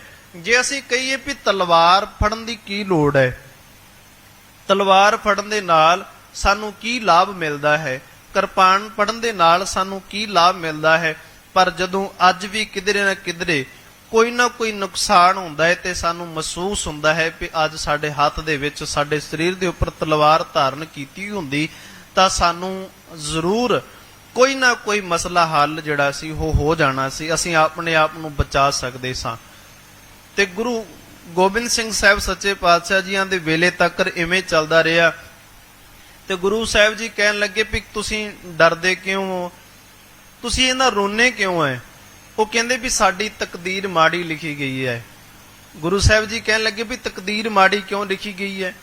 ਕਹਿੰਦੇ ਵੀ ਜ਼ੁਲਮ ਜ਼ਾਲਮ ਆਉਂਦੇ ਨੇ, ਸਾਡੀਆਂ ਘਰ ਦੇ ਵਿੱਚੋਂ ਬਹੂ ਬੇਟੀਆਂ ਚੁੱਕ ਕੇ ਲੈ ਜਾਂਦੇ ਨੇ, ਜਿਹੜਾ ਰਾਸ਼ਨ ਵੀ ਕਮਾਇਆ ਹੁੰਦਾ ਹੈ ਉਹ ਵੀ ਚੁੱਕ ਕੇ ਲੈ ਜਾਂਦੇ, ਪੈਸਾ ਧੇਲਾ ਵੀ ਖੋਹ ਕੇ ਲੈ ਜਾਂਦੇ ਨੇ, ਬੱਚੇ ਨੌਜਵਾਨ ਬੱਚੇ ਸਾਡੇ ਪੁੱਤਰ ਮਾਰ ਦਿੱਤੇ ਜਾਂਦੇ ਨੇ, ਸਾਡੇ ਸਰੀਰਾਂ ਦੀ ਬੇਅਦਬੀ ਕੀਤੀ ਜਾਂਦੀ ਹੈ। ਤੇ ਗੁਰੂ ਸਾਹਿਬ ਜੀ ਕਹਿੰਦੇ ਵੀ ਤੁਸੀਂ ਮੁਕਾਬਲਾ ਕਿਉਂ ਨਹੀਂ ਕਰਦੇ? ਉਹ ਕਹਿੰਦੇ ਮੁਕਾਬਲਾ ਅਸੀਂ ਕਿੱਥੋਂ ਕਰੀਏ, ਸਾਡੇ ਅੰਦਰ ਇੰਨੀ ਹਿੰਮਤ ਨਹੀਂ ਹੈਗੀ, ਸਾਡੇ ਅੰਦਰ ਇੰਨੀ ਹਿੰਮਤ ਨਹੀਂ ਹੈਗੀ ਅਸੀਂ ਮੁਕਾਬਲਾ ਕਰ ਸਕੀਏ ਉਹਨਾਂ ਦਾ। ਤੇ ਗੁਰੂ ਸਾਹਿਬ ਜੀ ਕਹਿਣ ਲੱਗੇ ਵੀ ਮੁਕਾਬਲਾ ਤਾਂ ਕਰਨਾ ਪਏਗਾ। ਆ ਜਿਹੜੀ ਤਕਦੀਰ ਹੈ, ਇਸ ਤਕਦੀਰ ਨੂੰ ਤੁਸੀਂ ਝੁਕਾ ਸਕਦੇ ਹੋ, ਇਸ ਤਕਦੀਰ ਨੂੰ ਤੁਸੀਂ ਖਤਮ ਕਰ ਸਕਦੇ ਹੋ। ਤੇ ਉਹਨਾਂ ਨੇ ਫਿਰ ਆਖਿਆ, ਕਹਿੰਦੇ ਇੱਕ ਇੱਕ ਕੋ ਧਰ ਲੂੰਗਾ ਸ਼ਮਸ਼ੀਰ ਕੇ ਆਗੇ। ਕਹਿੰਦੇ ਆ ਜਿਹੜੇ ਜ਼ੁਲਮ ਕਰਦੇ ਪਏ ਨਾ, ਇਹ ਸ਼ਮਸ਼ੀਰ ਦੇ ਅੱਗੇ, ਇਹਨਾਂ ਨੂੰ ਇੱਕ ਇੱਕ ਨੂੰ ਕਰਕੇ ਮੈਂ ਆਪਣੀ ਸ਼ਮਸ਼ੀਰ ਦੇ ਅੱਗੇ ਧਰ ਲਵਾਂਗਾ। एक एक को धर लूंगा शमशीर के आगे, रख दूंगा दिल और सीना चीर के आगे। कहते मैं अपना दिल ते सीना चीर के आगे रख दांगा। पहले जे दुनिया झुकती थी तकदीर के आगे, कहते पहला तां ये जिहड़ी दुनिया सी ना तकदीर दे अगे झुक जांदी सी। जदों जुल्म ने आण के जालमां ने जुल्म करने आखना साडी तकदीर च ही लिखिया है, साडी तकदीर ही इहो जी है, साडी तकदीर ਦੇ ਵਿੱਚ ਲਿਖਿਆ ਕਿ ਸਾਡੇ ਸਰੀਰਾਂ ਦੇ ਉੱਪਰ ਜ਼ੁਲਮ ਹੋਣੇ ਸੀ। पर गुरु साहब जी कहते पहले तो दुनिया झुकती थी तकदीर के आगे, अब तकदीर भी झुकेगी मेरी शमशीर के आगे। ਜਿਹੜੀ ਤਕਦੀਰ ਦੇ ਅੱਗੇ ਤੁਸੀਂ ਝੁਕਦੇ ਪਏ ਹੋ ਨਾ, ਕਹਿੰਦੇ ਉਹ ਤਕਦੀਰ ਵੀ ਸਾਡੀ ਸ਼ਮਸ਼ੀਰ ਦੇ ਅੱਗੇ ਝੁਕ ਜੇਗੀ ਆਣ ਕੇ। ਇਹ ਕੋਈ ਪਿਆਰਿਓ ਅਤ ਕਥਨੀ ਨਹੀਂ ਹੈਗੀ, ਇਹ ਸੱਚਮੁੱਚ ਹੀ ਗੁਰੂ ਸਾਹਿਬ ਜੀ ਨੇ ਸਾਨੂੰ ਇੱਕ ਆਜ਼ਾਦ ਦੇਸ਼ ਦਿੱਤਾ, ਆਜ਼ਾਦੀ ਦਿੱਤੀ। ਉਹਦੇ ਵਾਸਤੇ ਉਹਨਾਂ ਨੂੰ ਪਿਤਾ ਵਾਰਨਾ ਪੈ ਗਿਆ, 4 ਸਾਹਿਬਜ਼ਾਦੇ ਵਾਰਨੇ ਪੈ ਗਏ, ਅਨੇਕਾਂ ਸਿੱਖਾਂ ਦੀ ਸ਼ਹੀਦੀ ਹੋਈ। ਔਰ ਅੱਜ ਜੇ ਅਸੀਂ ਕਹੀਏ ਵੀ ਸਿੱਖੋ ਗੁਰੂ ਦੇ ਕੋਲ ਆ ਕੇ ਗੁਰੂ ਸਾਹਿਬ ਜੀਆਂ ਦੀਆਂ ਕੁਰਬਾਨੀਆਂ ਨੂੰ ਭੁੱਲੋ ਨਾ, ਤੇ ਉਹ ਸਿੱਖ ਕਹਿ ਦਿੰਦੇ ਨੇ ਬਾਬਾ ਜੀ ਉਦੋਂ ਦਾ ਜਿਹੜਾ ਸਮਾਂ ਸੀ ਉਹ ਉਦੋਂ ਲਈ ਬੀਤ ਗਿਆ, ਅੱਜ ਦਾ ਜਿਹੜਾ ਸਮਾਂ ਸਾਨੂੰ ਸਿਖਾਓ ਨਾ, ਅਸੀਂ ਬਹੁਤ ਸੂਝਵਾਨ ਹਾਂ, ਸਾਡੇ ਨਾਲ ਇਹ ਬਹਿਸਬਾਜ਼ੀ ਕਰਨ ਦੀ ਲੋੜ ਨਹੀਂ। ਜੇ ਉਹਨਾਂ ਨੂੰ ਕਹੀਏ ਕਿ ਭਲਿਓ ਹੋਰ ਤਾਂ ਛੱਡੋ, ਤੁਸੀਂ ਜਦੋਂ ਗੁਰੂ ਘਲੇ ਆਉਨੇ ਹੋ ਉਦੋਂ ਚੱਜ ਦਾ ਕੱਪੜਾ ਹੀ ਪਾਲਿਆ ਕਰਿਓ। ਉਹ ਫਿਰ ਅੱਗੋਂ ਪੁੱਠੀਆਂ ਸਿੱਧੀਆਂ ਲੜਾਈਆਂ ਝਗੜੇ ਕਰਨ ਲੱਗ ਪਏ। ਹੌਲੀ ਹੌਲੀ ਇਹ ਵਿਵਾਦ ਇੰਨਾ ਵੱਧ ਗਿਆ ਕਿ ਅੱਜ ਸਿੱਖ ਹੀ ਆਪਸ ਵਿੱਚ ਲੜੀ ਜਾ ਰਹੇ ਨੇ, ਇੱਕ ਸਿੱਖ ਦੂਜੇ ਦਾ ਵੈਰੀ ਬਣਿਆ ਹੋਇਆ ਹੈ। ਇੰਨੀ ਨਿੰਦਿਆ ਕਰਨ ਲੱਗ ਪਏ ਕਿ ਅਸੀਂ ਕਿਸੇ ਦੇ ਬੋਲ ਬਾਣੀ ਦੇ ਉੱਪਰ ਵੀ ਟਿੱਪਣੀ ਕਰਨ ਲੱਗ ਪਏ, ਕਿਸੇ ਦੇ ਨਾਲ ਗੁਰਬਾਣੀ ਪੜ੍ਹਨ ਵਾਲੇ ਦੇ ਨਾਲ ਵੈਰ, ਗੁਰਬਾਣੀ ਵਿਚਾਰਨ ਵਾਲੇ ਦੇ ਨਾਲ ਵੈਰ, ਉਹਦੇ ਨਾਲ ਆਪਸ ਵਿੱਚ ਵੈਰ ਕਰਨ ਲੱਗ ਪਏ। ਜਿੱਥੇ ਉਹਦੀ ਉਸਤਤ ਕਰਨੀ ਸੀ, ਜਿੱਥੇ ਉਹਨੂੰ ਕਹਿਣਾ ਸੀ ਵੀ ਤੂੰ ਗੁਰਬਾਣੀ ਨਾਲ ਜੋੜਿਆ ਤੇਰਾ ਭਲਾ ਹੈ, ਉੱਥੇ ਉਹਨੂੰ ਆਖਣ ਲੱਗ ਪਏ ਨਹੀਂ ਅੱਜ ਤੇਰੇ ਤੋਂ ਬੋਲਣ ਦਾ ਢੰਗ ਨਹੀਂ ਹੈਗਾ, ਅੱਜ ਤੇਰੇ ਤੋਂ ਬੋਲਿਆ ਨਹੀਂ ਗਿਆ, ਅੱਜ ਤੇਰੇ ਤੋਂ ਵਿਚਾਰਿਆ ਨਹੀਂ ਗਿਆ, ਅੱਜ ਤੂੰ ਚੰਗਾ ਨਹੀਂ ਬੋਲਿਆ। ਤੇ ਸਤਿਗੁਰੂ ਜੀ ਕਹਿੰਦੇ ਨੇ ਕਿ ਇਹੋ ਜਿਹੇ ਦੋਖੀ ਨੂੰ ਸੰਤ ਕੇ ਦੋਖੀ ਕੋ ਨਾ ਹੀ ਠਾਓ, ਉਹਨੂੰ ਕੋਈ ਜਗ੍ਹਾ ਨਹੀਂ ਹੈਗੀ। ਪਰ ਇੱਕ ਗੁਰੂ ਘਰ ਇਹੋ ਜਿਹਾ ਜਿੱਥੇ ਆਣ ਕੇ ਉਹ ਅਰਦਾਸ ਕਰ ਲਵੇ, ਗੁਰੂ ਅੱਗੇ ਆਣ ਕੇ ਅਰਦਾਸ ਕਰ ਲਵੇ, ਤੇ ਗੁਰੂ ਉਸ ਨਿੰਦਕ ਨੂੰ ਫਿਰ ਬਖਸ਼ ਲੈਂਦਾ ਹੈ। ਸਤਿਗੁਰੂ ਜੀ ਕਹਿੰਦੇ ਨੇ ਨਾਨਕ ਸੰਤ ਭਾਵੇ ਤਾਂ ਲੈ ਮਿਲਾਏ, ਨਿੰਦਿਆ ਕਰਨ ਵਾਲਿਆ ਗੁਰੂ ਅੱਗੇ ਆਣ ਕੇ ਅਰਦਾਸ ਕਰੀ, ਮਹਾਰਾਜ ਇਹਨਾਂ ਵਿਕਾਰਾਂ ਤੋਂ ਮੈਨੂੰ ਬਚਾ, ਤੇ ਰੱਬ ਤੈਨੂੰ ਇਹਨਾਂ ਵਿਕਾਰਾਂ ਦੇ ਨਾਲੋਂ, ਗੁਰੂ ਇਹਨਾਂ ਵਿਕਾਰਾਂ ਦੇ ਨਾਲੋਂ ਤੈਨੂੰ ਤੋੜ ਦੇਗਾ। ਹੋਈਆਂ ਬੇਅੰਤ ਪ੍ਰਕਾਰ ਦੀਆਂ ਭੁੱਲਾਂ ਖਿਮਾ ਕਰਨੀਆਂ ਜੀ, ਪਿਆਰ ਸਤਿਕਾਰ ਨਾਲ ਆਖੋ ਜੀ ਵਾਹਿਗੁਰੂ ਜੀ ਕਾ ਖਾਲਸਾ ਵਾਹਿਗੁਰੂ ਜੀ ਕੀ ਫਤਿਹ। ਫਤਿਹ।